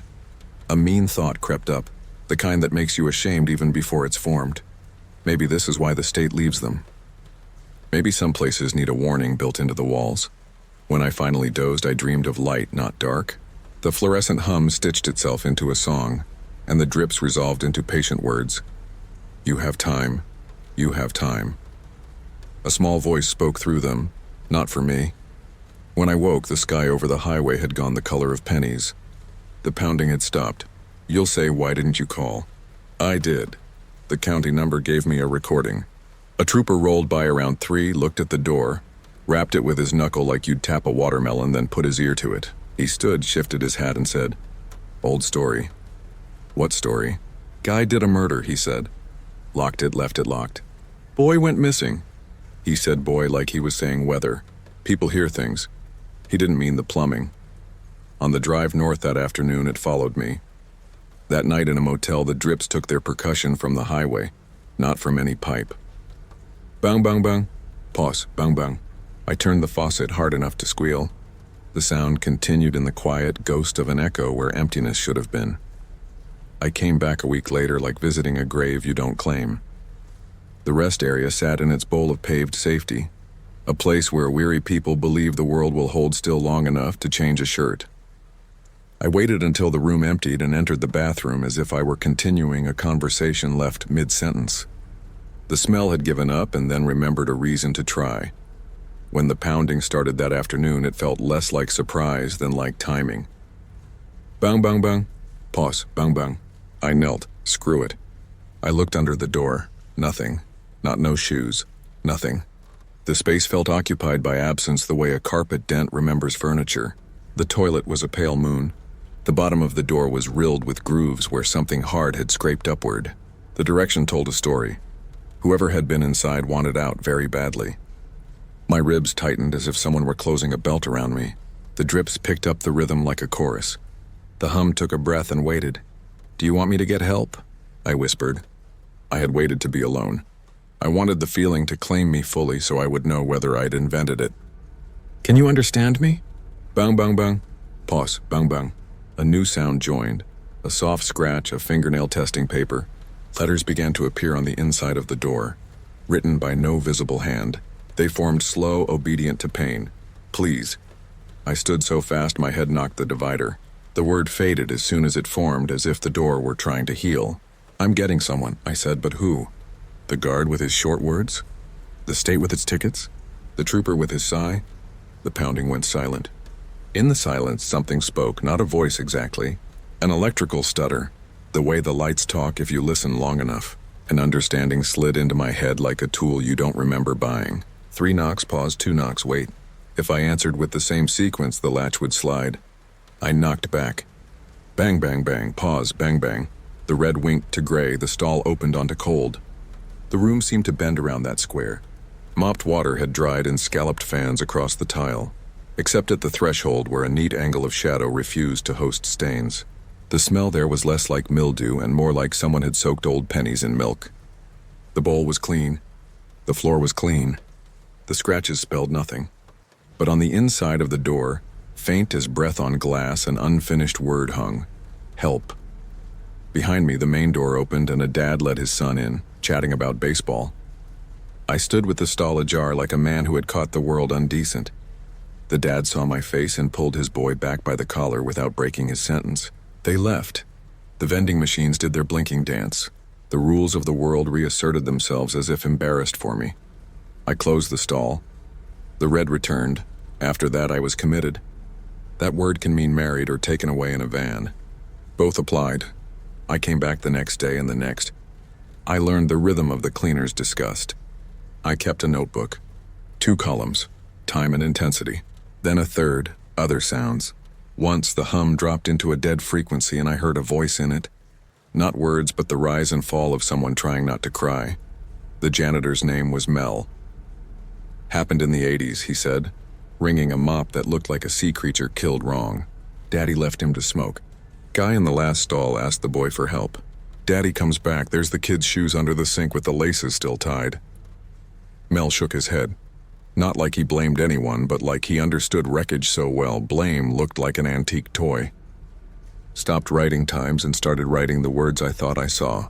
Help me, don't leave. So cold. A line that might have been my dad or mad, depending on angle. Once a loop that looked like a G spiraled in on itself as if embarrassed. At home I washed my hands and didn't look under my nails. A sweet metallic smell began to cling to me. In my truck, the radio would lower itself when I passed a cemetery. I dreamt a phone ringing and woke with my fingers on the wall knocking. On the third Thursday, when dusk dropped like a curtain, the pounding stopped and the hum shifted into a human register. "Please," a small voice said, and slid under the door the way cold slides. My laces lifted as if tugged by a polite child and lay down again. I understood the request without translation. I stepped inside and dragged the door shut. The room outside became an aquarium, people moving past like fish. The tile under my shoes felt airless.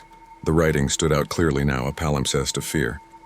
Beneath the bent coat hook, a score of names had been started and wrecked, each with a vertical slash through it as if to cancel identity.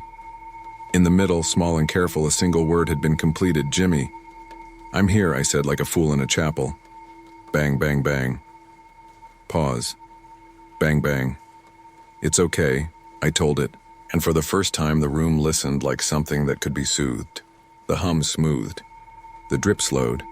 I put my palm to the door. The scratches bit like teeth in reverse, not tearing, aligning. A breath that was both mine and not mine pressed my ear. "I can't reach the latch," it said, or I made it say. "Habit is a leash we pretend is a belt." I slid the latch so the red went gray.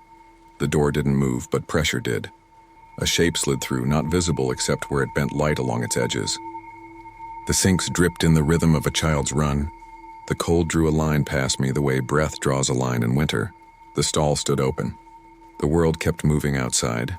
Vending machine whir, a teenage girl's harsh laugh. Each sound living on the other side of an inch of air turned to glass. The shape paused at the threshold between tile and everything else, as if some rule enforced by no one waited to be obeyed. It turned toward the mirror and waited there. That's how I finally saw him. Not directly, because the sight would have crushed my heart like paper. Only in reflection, because mercy sometimes uses angles. A boy stood 3 feet high with hair stuck to his forehead. His eyes were politely absent of light. His shirt had a dinosaur with too many teeth. His mouth hung open the way mouths do when breath has been taken too long, and the body is making room to receive again. "What do you want?" I asked. He lifted his hands and placed his palms on the glass. Families do that at airport windows. That's how he looked. He pressed like someone who had practiced the gesture in the dark and finally found the right surface. 2 perfect circles of fog bloomed. I raised my hands to meet his. Cold soaked my skin as if the mirror were a bag of ice. He didn't nod. He didn't shake his head.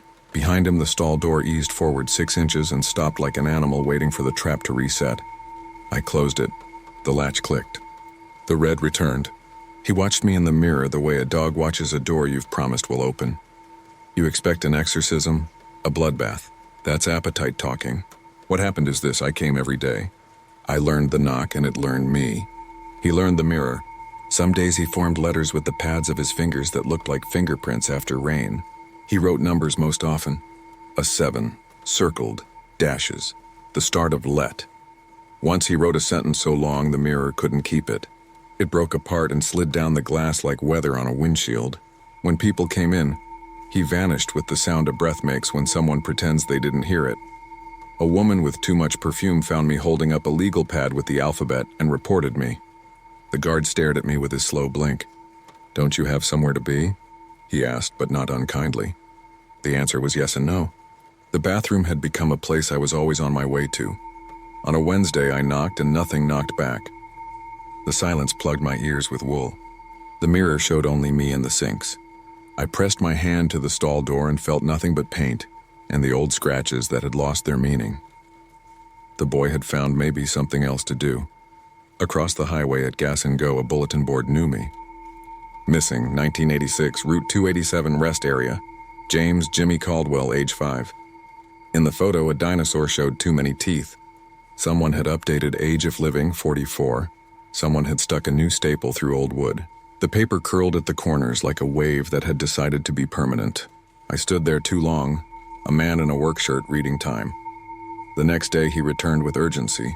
His breath filmed the mirror fast and fussy like an animal in a bag. He pressed his hands and dragged them down, making a shape that looked like a door opening. He did it again. Door, open. He flung his hands outward so fast water flicked my cheeks. Then he tapped the glass twice with a tiny patience I felt in my bones. I understood then the arithmetic of the place. The knocks were requests. The latch wasn't a latch. The door wasn't a door. It was a border policing the wrong thing. To let him out was to let out the memory that contained him. The stall wanted to keep practicing the story. Pound, answer, open, repeat. We've been giving it what it wants in the name of help. So I did the thing that will make you hate me if you like clean morals. I closed the stall and didn't open it when he asked. I put my hand on the door and said nothing. He knocked and I didn't. He wrote let and I didn't complete him. He pressed his hands to the mirror and I turned away. The drip sped, pleading. The hum rose into a question I refused. He pounded with hands, then fists, then with the fragile crown of his head, denting the divider in that old circle. The room filled with the unkindest sound. I sat on a bench outside and tried not to listen. It found me anyway, through concrete and grass. I ate peanuts and counted cars. I thought of the boy's mother at her kitchen table trimming flyers, of her handwriting the words age of living as if a spell. I thought of duty, how we name it, how we use it to excuse touching things we shouldn't. The sun slipped into the line of semis like a coin into a slot. The pounding slowed. Then it stopped. At sundown I went back. The bathroom had flushed 100 times. The stall waited like a stage between acts. I knocked once, only once, and the latch winked. I opened the door and spoke into the square. You can come with me if you want, I said. Not out there, I pointed to the world. With me. It sounded foolish, sentimental enough to break, but something in the air eased as if a rope had been lowered into a well. After that, the last stall behaved. The guard said it was about time. All this calling had been bad for the area's reputation. Mel said the scratches had stopped trying to write, which meant management would finally quit repainting the door. People use the end stall the way people do. Nobody likes the end, but sometimes there's no choice. I stopped going in. I sat in my truck and watched men enter and leave and adjusted to the silent version of the place. The pounding was still the loudest sound I didn't hear. I kept the boy with me. You want to know how that works? I don't, not really. Sometimes the radio turns itself down when I pass a cemetery. Sometimes my laces tie themselves while I'm halfway down a set of stairs. I wake at 2 and my shower drips have arranged themselves into neat lines of 9, and I am relieved as if someone has accounted for something I left out. In motel mirrors, a small palm blooms in white, not in panic, but in greeting. And I press my hand over it and feel the cold the way you feel a penny between your teeth. I pull off at other stops now and then. Farther west, where the air is drier and the hum has a higher pitch. Their last stalls are only stalls. It's amazing how grateful you can be for emptiness. On those nights I can almost think I saved someone. I can almost forgive the person who left me to make this choice. I can almost forgive the stall for refusing clean endings in a world that wants them. Then a night comes when I lie in a bed that isn't mine and hear a faint bang, bang, bang that isn't in the room. And I sit up and the mirror opposite the bed fogs in 2 careful circles. And I say, I'm here, and the circles hold a moment, then thin. The last time I saw him in a mirror, he wore a new shirt. No dinosaur. Plain. He lifted his hand and drew a circle in the fog that was neither latch nor door. It looked like a 0. It looked like a mouth right before a word. He pressed his palm flat against the glass. The handprint slid down and away and was gone. When I brought my hand up, the mirror took it the way a lake takes light, and for a second I thought I felt a small hand inside mine, trying, and this was the strangest mercy, to let go. When people ask why I still stop at a place with a reputation, why I want to feel the air that refuses to be warmed, I say the stupid truth because he's in there and he's not. Because walls hold echoes and the only way to let them thin is to listen with your own bones. Because if a space can learn a different beat, maybe I can too. Because even mildew tries to write its way out if you give it a surface. Because some doors look at you like eyes from the inside and dare you to blink first. Because every pound on metal is a request and every hand on glass is a vow. I pull off anyway. I stretch in the humming light. I wash my hands in water that refuses to warm. Then I walk past the last stall without knocking, and the space behind its door knocks for me, and the world outside holds its breath, and for once I don't answer. In West Texas, the lights between towns feel like single stars strung along the highway, each one humming with a different loneliness. There is a rest area outside Stanton where the wind never stops worrying the scrub, and a concrete pavilion shades 2 chipped picnic tables that nobody ever uses at night. That's where the old emergency call box stands. A faded yellow post with a cracked blue button and a sun-bleached diagram of how to call for help. Its speaker is cobwebbed, its metal lid bent by lightning or drunks or wind. An oil-sour smell hangs around it all summer, like the concrete itself sweats fossil breath. Local kids dare one another to lift the handset to press the button to listen. I hadn't been local for 20 years when my radiator hose split under that moon, and I coasted in on steam, fan belt shrilling, to the lot I used to avoid even in daylight. The wind had a weight to it that night, the way it shoved the dust and parked semis and pushed its hands under my jacket. The rest area's fluorescent fixtures cooked with bugs and went dark every couple of minutes, then flared back as if they were trying to remember what light meant. I left the hood up and stared at the greenish coolant fanning across the asphalt, sweet-smelling as candy gone wrong. The only other living thing was a grasshopper trapped in one of the lamps, clicking when it threw itself against the plastic. Far across the highway, an oil pump nodded with bored patience, down into earth, up into air, down again. It was late enough that the radio had run out of people who know how to sleep. I could have called a tow if I had service. My phone showed one stubborn bar in the exact spot where a caution sign warned about rattlesnakes. I stood on the snakes and tried anyway, but the bar sagged and disappeared. The wind ran its nails down the sheet metal of the restroom doors. At the far edge of the lot, the call box tilted a little, the way old men stand with their weight on one leg. The sign promised a direct line to the Department of Public Safety. The button was faded to white and gritty under my finger. I pressed it.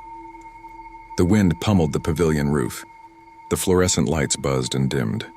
The speaker stitched together its first sound in a long time, a stitch that turned into a voice. It was a child's voice, roughened by the machine's little throat. "Please," it said. "Please, can you come get me?" "I'm under the pavement. I can hear you." I did not take my finger off the button.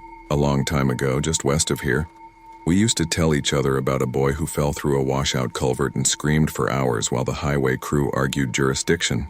We were 12. There was always a man with a flashlight who smoked and said words we weren't supposed to know. In our version, the boy's mother showed up and lied down on the asphalt to be closer to him, and they had to drag her away with her nails chipped to blood. In our version, you could hold your ear to the concrete at night and listen for counting. A quiet voice going 1, 2, 3 all the way to whatever number meant the morning. That was the story. This was the call box. "Where are you?" I asked, feeling stupid for talking to a metal pole. The wind pressed the smell of shredded rubber and wet dust into my mouth. The voice made a small sound like somebody turning a key too swiftly. "Below," it said. "There's a room. It's not big. The dirt's under my nails. If you step hard, I can tell where you are." "Okay," I said, because the thing about stories is how you nod along when they volunteer to become true. "Okay, keep talking so I can follow you. Tell me your name." The speaker snatched at the wind and turned it into shards of vowels. "They won't let me say my name. There are names here already. They keep them in the walls." Step again, I took a step. The concrete gave back a hollow note I could feel in my legs. The bugs beat themselves against the lamps. I took another step. Somewhere between the trash can full of bees and the pavilion leg, the pavement sounded different, as if it remembered air. "There," the voice said, almost a sigh. "When you stand there, it's like you're pushing your heel on my chest." "What happened?" I said, because we say that to the past as if the past will obey. "Counting," the voice said. "He told us to count." The wind pulled my jacket open and the handset creaked in my grip, cord stiff with sun. He said we could be quiet and good and count together. If we got the same number at the same time, he'd bring us out. "There's chalk down here." My fingers are white. "There's a pipe where the air comes. It tastes like pennies." I looked at the pipe at the base of the pavilion, a rusted circle where weeds were trying their luck. I had a tire iron in the trunk and a jack and a stubborn wish to repair what had never been in my care. When I was a kid, my best friend Tate stole 2 cones from this rest area, and we put them on our heads and marched in the school lot until the principal confiscated them. We called it a crown. On the way home that day, we saw an orange work crew, and the man with the flashlight told us to move along. Tate moved, I stayed. That was my version of our lives. Tate grew into someone who left town in a hurry. I grew into someone who came back because my mother forgot my name twice in one afternoon. I can tell you a lot about asphalt. None of it mattered to what I did next. "I'm going to try to open the cover," I said. "Keep talking. Tell me about the chalk." "It's soft," the child said. "There are lines. Some are old. Some are new. Some are upside down. If you lick the wall, you can taste the rain from when the room was dirt. The flies found the coolant and came in to declare ownership. The tire iron fit under the lip of a square metal plate stamped with Highway District 7. I leaned my weight, and the plate gave a moan that seemed to come from farther down. The smell changed, a tea of mud and something like exhausted breath. The wind fell still for one beat and moved again as if it had forgotten itself. Under the plate yawned a concrete throat threaded with a ladder that looked like it would keep your secrets forever. The speaker hissed in my fist and against my ear like something wanting to be closer. "You found me," the child said. "Thank you. I need a light," I said. My phone gave me back that one bar and then none. I held it anyway, and the camera's timid glow drew the ladder into view like a magician embarrassed by his trick. There was no sign saying "do not enter" and no sign saying otherwise. The first rung flexed when I put my foot on it. It was like stepping on the tiled floor of a pool that hadn't had water for years. I set the handset on top of the call box where the wind could lick the cord. The voice, smaller now. "You're coming. I want to tell you I am brave." The truth is closer to a different word. I was responsible. There's somebody in the dark, and I was the one with knees and hands and time. I counted the rungs because that's what the story wanted. At 6, my phone threw light that made the walls look wet. At 10, the wind above was a rumor. At 12, the air picked up its penny aftertaste and the temperature settled into that cellar cool that never really warms. The ladder ended in a square where my shoes scraped grit. The phone light showed a corridor with shoulders that had once been earthen and were now tamped to cement. The lines of boards fossilized into the sides from when the form was poured. It looked like a hallway for a house that had refused to exist. "Keep talking," I said, but I had left the handset behind. The voice replied anyway, speakerless now. A whisper inside the bone of the corridor. "This way." And that was the first time it knew where I was without me telling it. My phone light found chalk marks at shoulder height. They ran along the right wall like the last handwriting of someone practicing to be neat. Tallies, mostly. The old counting language of prisoners and children who want to turn days into fences. 1, 2, 3, 4, 5, 1, 2, 3, 4, 5.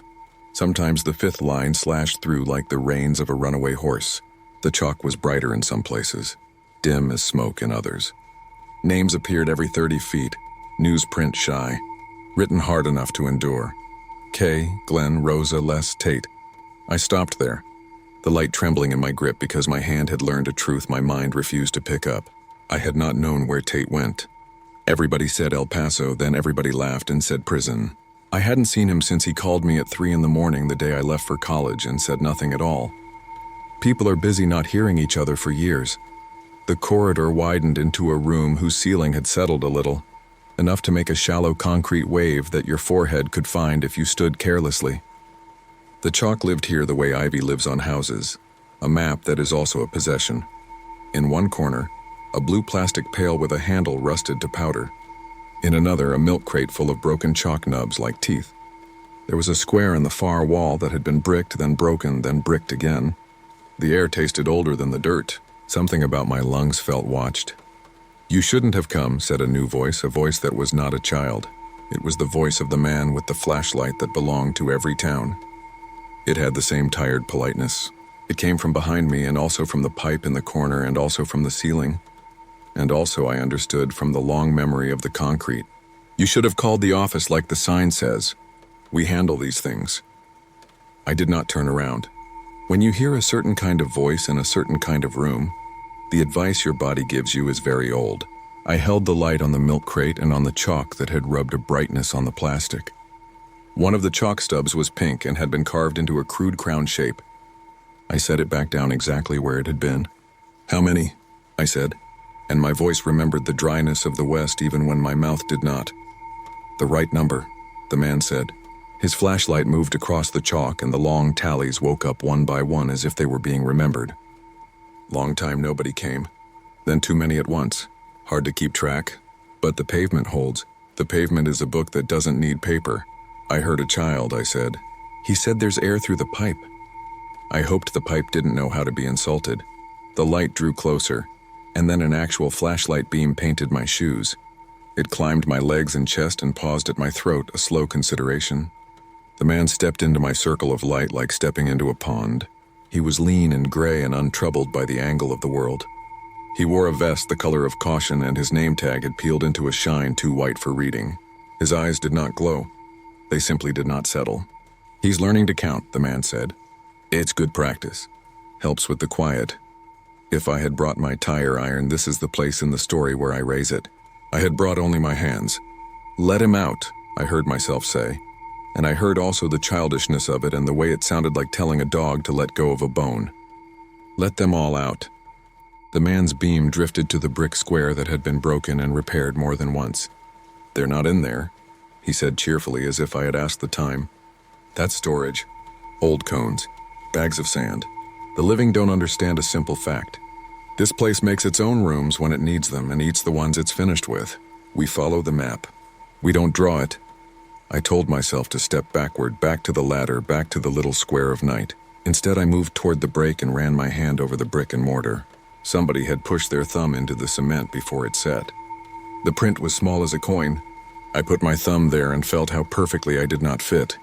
"He's almost ready," the man said. "That's why he's strong enough now to call to the pole. They get one chance to find a voice up there when the counting reaches a number we don't say. Not everybody hears. It takes a particular ear.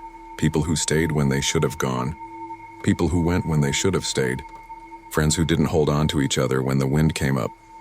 The beam slid back to the name I had seen and let it glow. Tate shone like something freshly carved. "Look there," he said. "I liked that boy." He laughed with his eyes. I couldn't bring myself to ask. "The light asked for me." "Sometimes," the man said gently. "The pavement wants to keep what it's learned.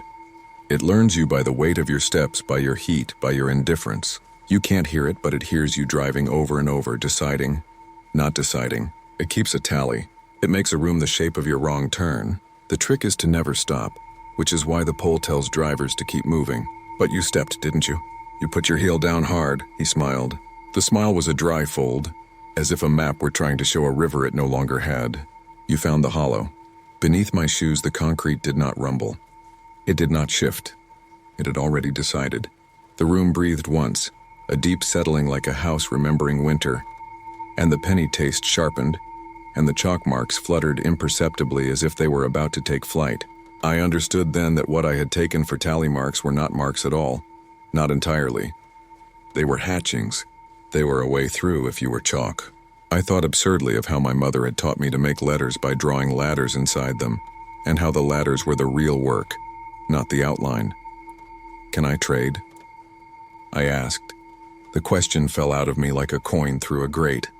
"If there has to be a number, can I change which one is counted?" The man cocked his head as if listening to a second voice under mine. "I admire a negotiator," he said. "But numbers don't love us the way we hope. They love patterns. They love returning.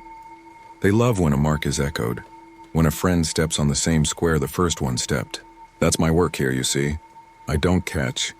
I arrange." My phone buzzed in my pocket with a notification from some sensible corner of my life.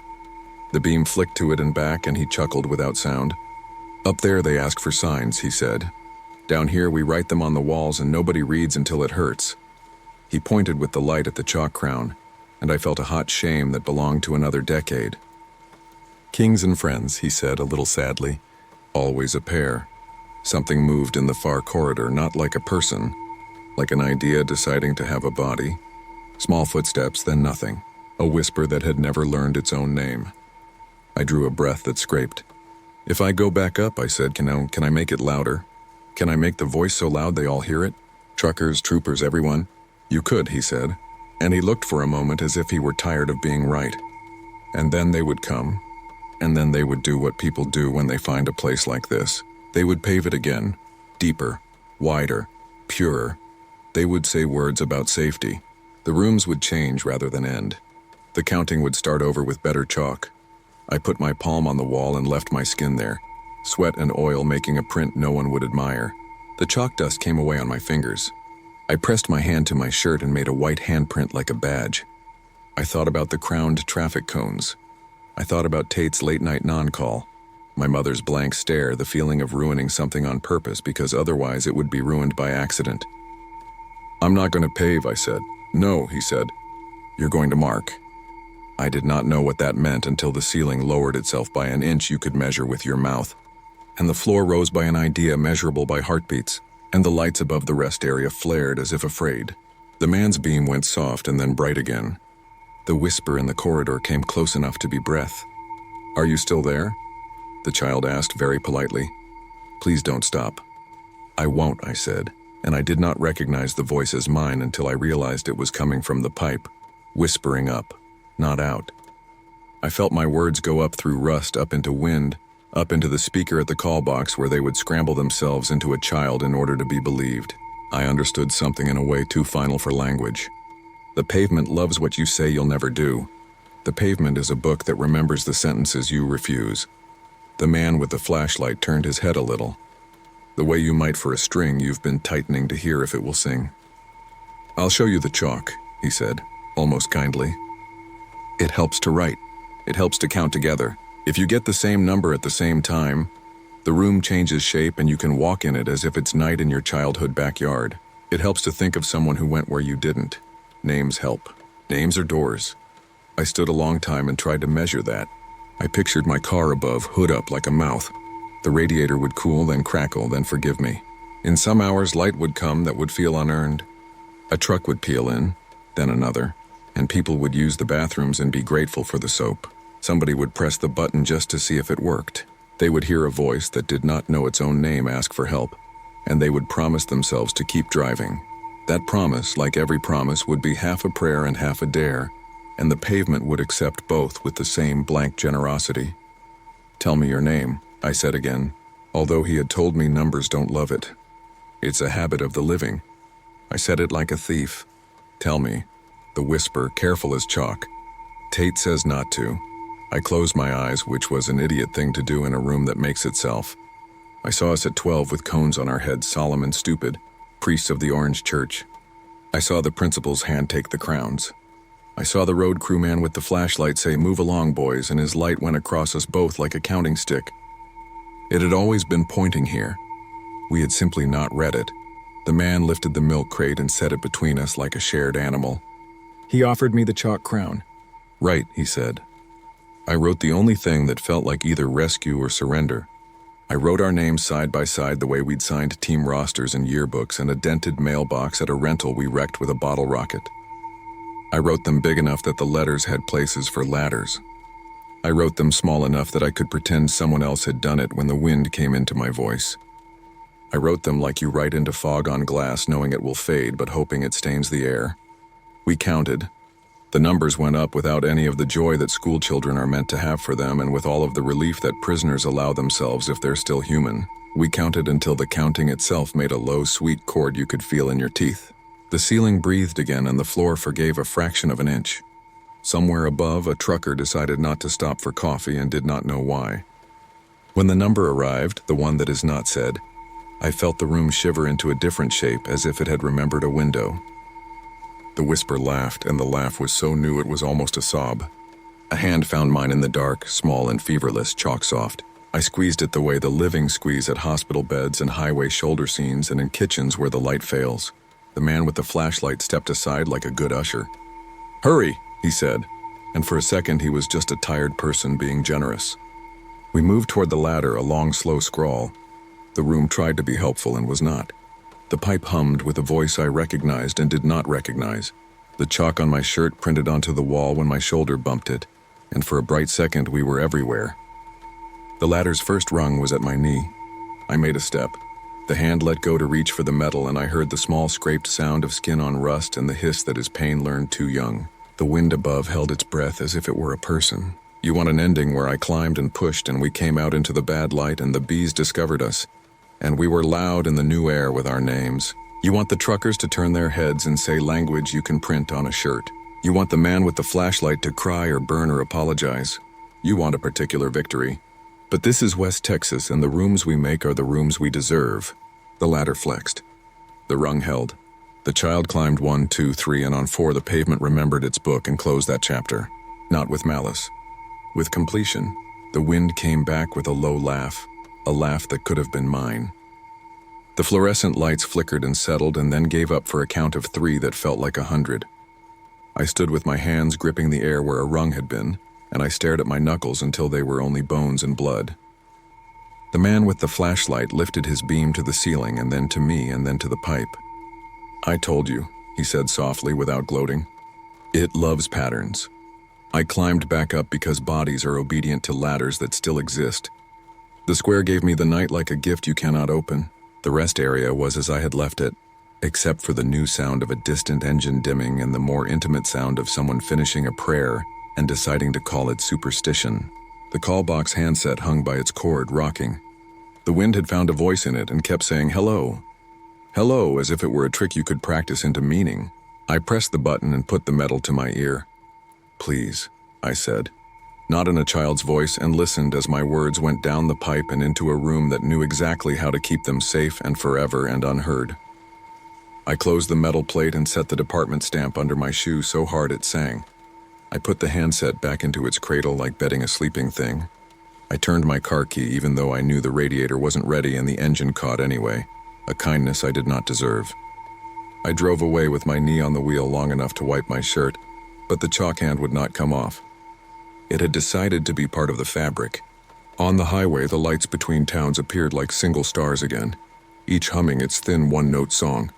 If you stop at the Stanton rest area when the wind is up, you can press the button and hear me if your ear is particular. If you have done a certain kind of leaving. I will tell you not to stop. I will ask you to drive. I will count with you until you pass the right number where the night thins and, for a mile or two, the pavement forgets how to make rooms.